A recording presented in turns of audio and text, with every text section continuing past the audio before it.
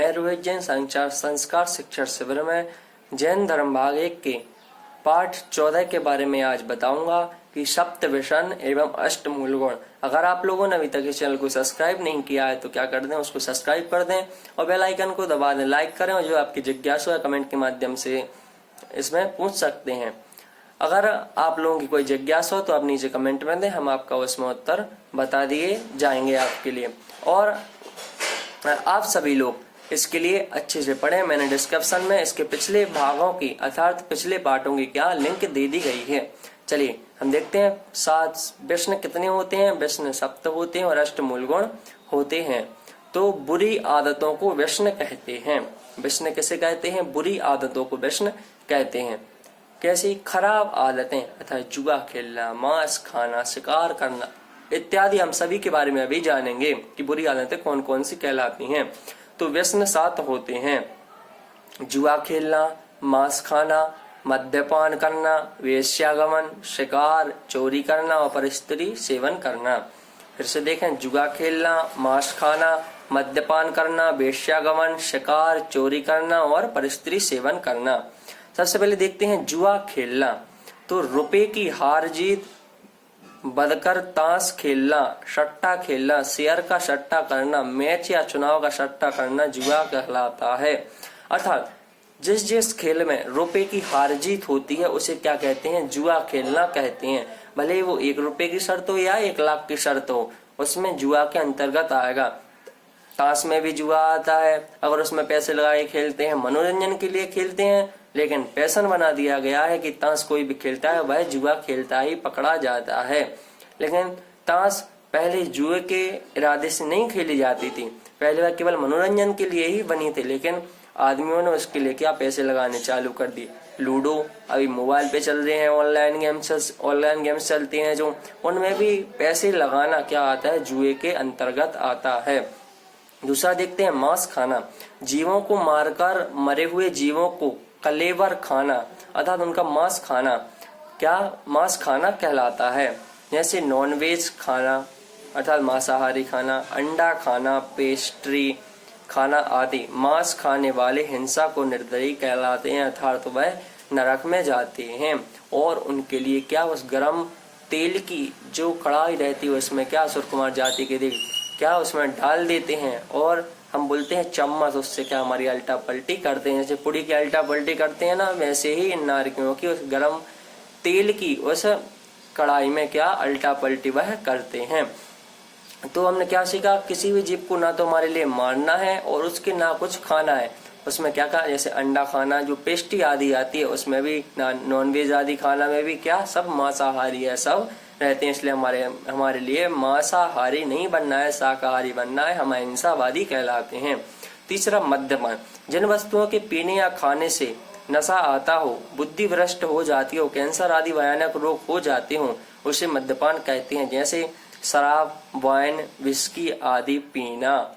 जैसे जिन वस्तुओं के पीने या खाने से क्या हमारे लिए कैंसर भी हो सकता है, हमारे क्या बुद्धि जो रहती है वह भ्रष्ट भी हो जाती है, हमारा माइंड जो रहता है वह अच्छे से चलता भी नहीं है, और क्या कैंसर भी, और हमारे लिए क्या एक से एक भयानक खतरनाक रोग क्या आ जाते हैं अर्थात उनसे हम फिर निपट नहीं सकते हैं, हमारे लिए कैंसर हो जाता है। इसलिए हमारे लिए क्या शराब, वाइन, विस्की इत्यादि क्या नहीं पीना है।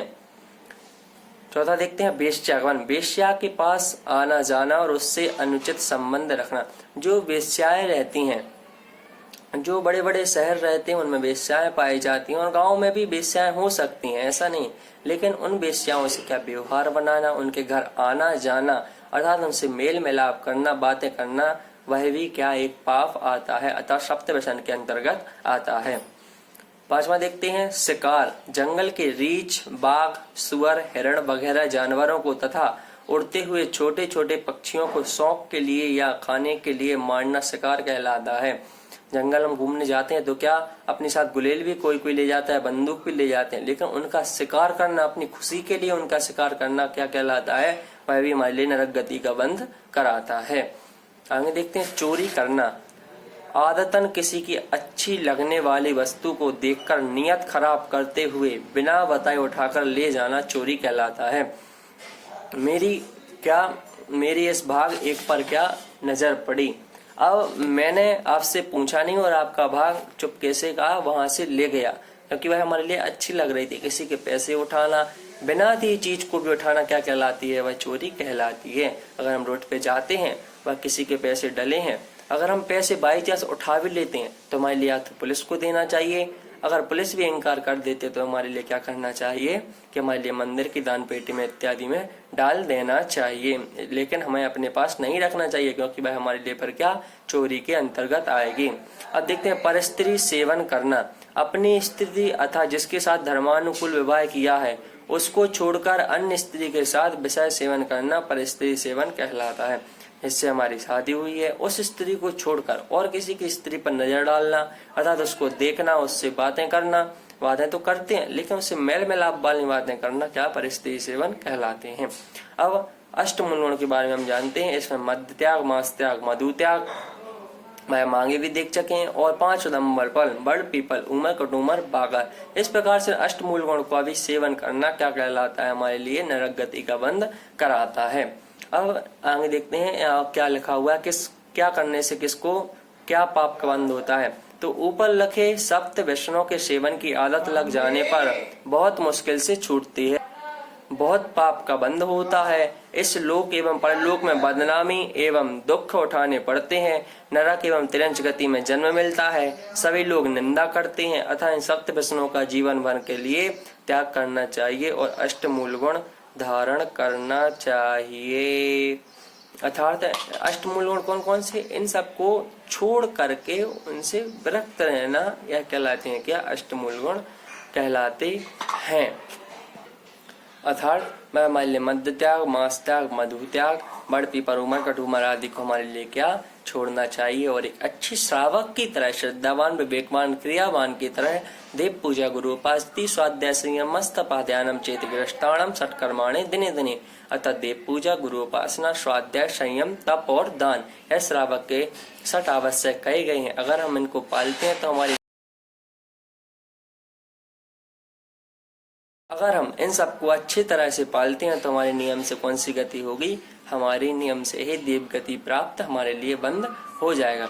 आज के लिए बस इतना ही। कल हम पाठ 15 में देखेंगे। पाठ 15 के माध्यम से चतुर्वेद संघ अर्थात मुनि आर्का श्रावक सभिका के बारे में अच्छे से जानेंगे। आप सभी के लिए जय जय। आप लोग सही रहें, अच्छे से रहें, खुश रहें। धन्यवाद।